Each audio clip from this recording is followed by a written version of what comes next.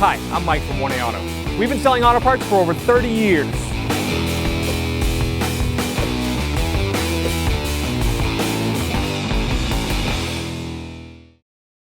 In this video, we will be removing and reinstalling a thermostat and housing in a 2009 Chevy Suburban. If you need parts for your vehicle, click the link in the description. Head over to 1aauto.com. We're going to remove this cover. Just grab underneath, pull up, and then you're going to pull out. You're going to have to wiggle it a little bit, and it'll come right out. That's where it's secured down. And there's clips that hold that in. Next, we're going to remove this snorkel. We have a worm clamp right here. We're going to use an 8mm socket and extension.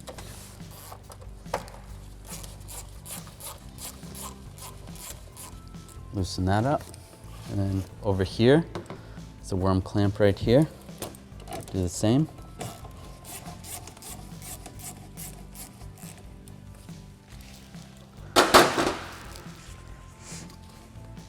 We're going to take a trim tool, and over here where the hose is secured, we're going to separate that. We're going to remove this hose that goes to the upper valve cover. Pull that out. And we're going to lift up right here and pull towards the front of the vehicle. Pull this off the airbox. Pull that out of your way. Now we're gonna take the serpentine belt off. I'm gonna use a 15mm wrench. You can use a serpentine belt tool, but we'll just use a wrench. You're gonna put it on the adjuster. We're gonna push it down, and we're gonna pull the belt off over here on the idler pulley, and then loosen up on the adjuster. We can pull our wrench off. Take the belt off. Just pull it straight forward, just like that.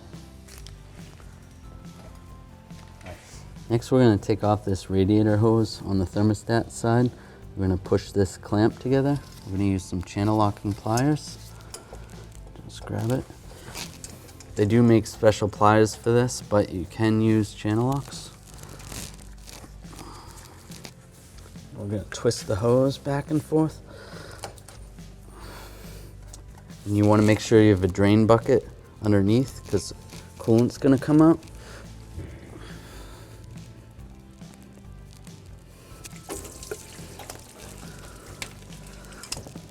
Just hold it there.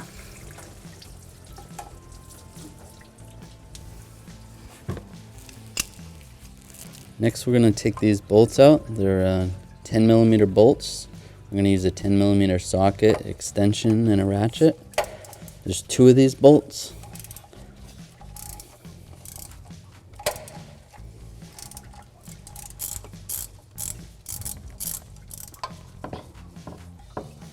Take that bolt out. Take this other one off.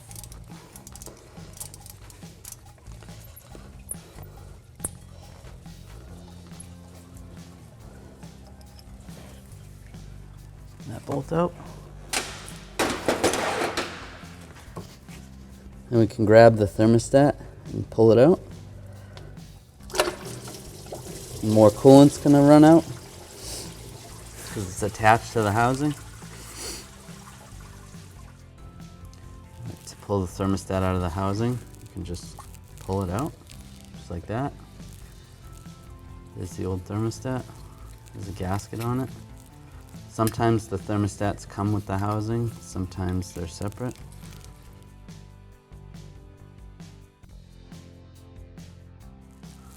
So to install the gasket, there's a little groove all the way around.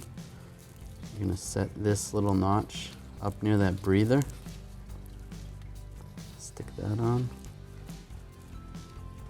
Put the gasket all the way around.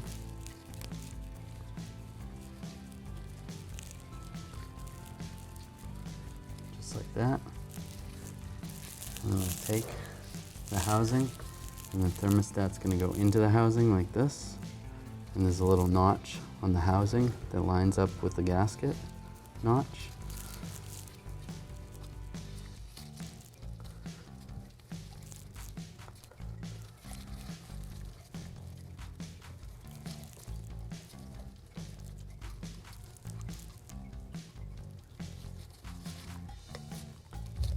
Push it in.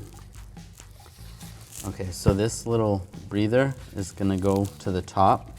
So the thermostat housing is gonna be coming towards the passenger side of the vehicle. The reason they have this little breather is so that air bubbles that are stuck inside the engine can get through. So we'll install that now. Stick that back into the water pump housing.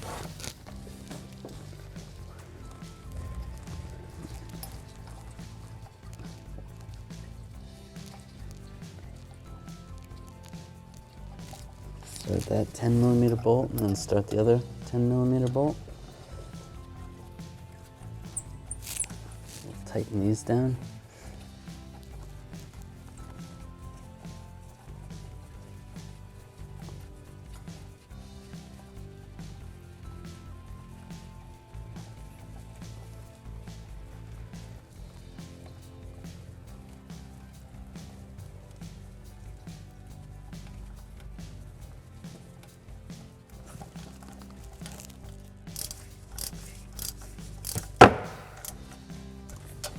Snug that bolt down and snug the other bolt down. And then we're going to torque it.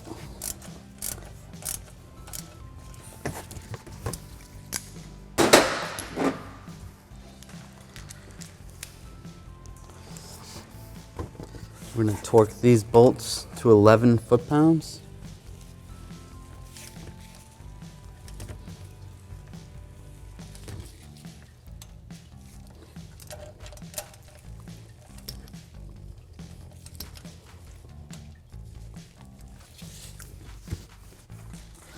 Now we'll put our lower radiator hose on. Squeeze this. Put it over the thermostat housing. Just wiggle it on. And put this last hose on. Slide that down. Then use the channel locks to get the clamp down.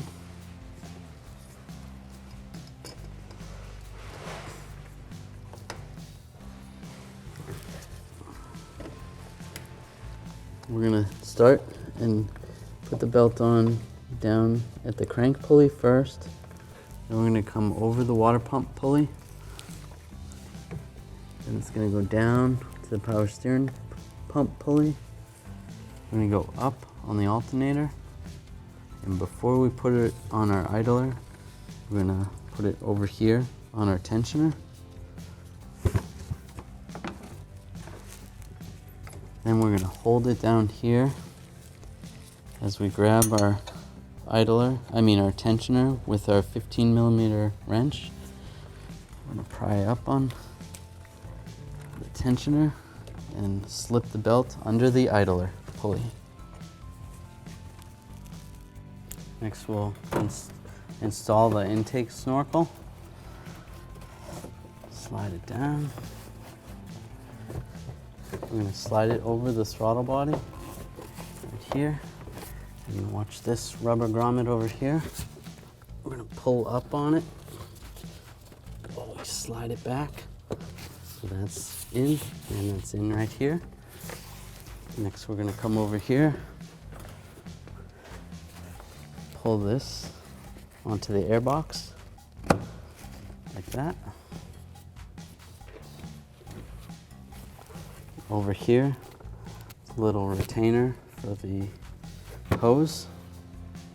Slide that in there like that.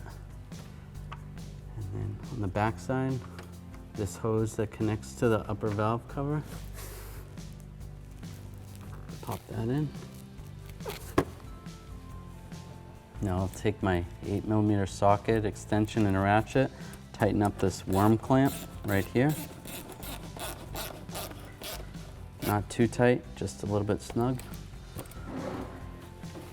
And then same on this one. Snug it up.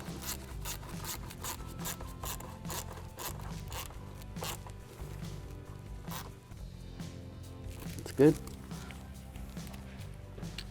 I'm gonna slide it underneath the hoses over here, the heater hoses, and then slide it back.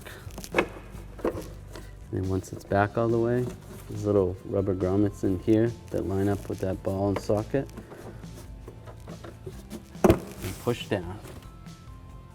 Next we'll pull off our coolant cap on our overflow tank or coolant reservoir. So now we're going to add our coolant. You want to make sure you use a 50-50 mix of coolant to water.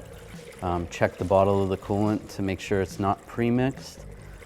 We're using a Dexcool coolant in this, or a GM vehicles approved coolant.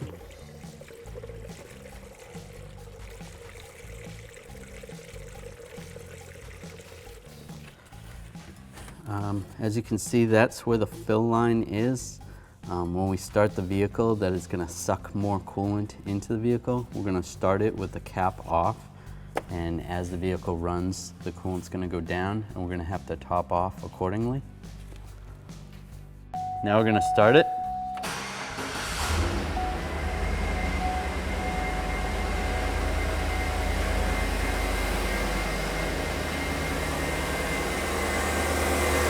As you can see, it's sucked down all the coolant out of our bottle.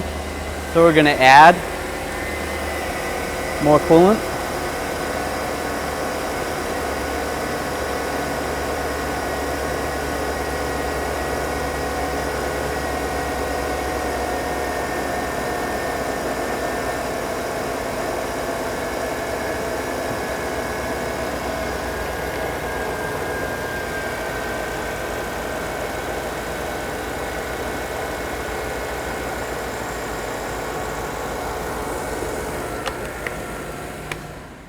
You want to keep in mind checking the temperature while we're letting the coolant burp. You don't want to just start it and walk away. We're going to wait till the temperature gets up to about 210 degrees. Another thing that's a good idea is to turn the heat on. We'll turn the heat on high, all the way up, and keep checking and make sure you get heat coming out. If there's no heat, then there's not enough coolant in the system and you need to add more coolant. We're going to check our coolant level, make sure it's still above that line, which is good. And then carefully, you're going to grab this radiator hose, and this hose still feels cold. That means the thermostat still has not opened yet, so we're going to keep letting it run until it opens. As you can see, our vehicle's up to just about 210 degrees, which is good. Our heat is working well, and the thermostat has opened. At this point, we're just gonna shut the vehicle off and let it cool down. All right, so now our engine has cooled down, and we're gonna check our coolant level. It's a little bit high. What I'm gonna do is I'm gonna drop it down just above where the full line is, and then I'm going to put the radiator cap on, and then we're going to go for a test drive. And after we get back from about a 10-minute test drive, we will adjust accordingly, let it cool down again before we take this off, and then you'll be good to go. Thanks for watching. Visit us at oneauto.com for quality auto parts, fast and free shipping, and the best customer service in the industry.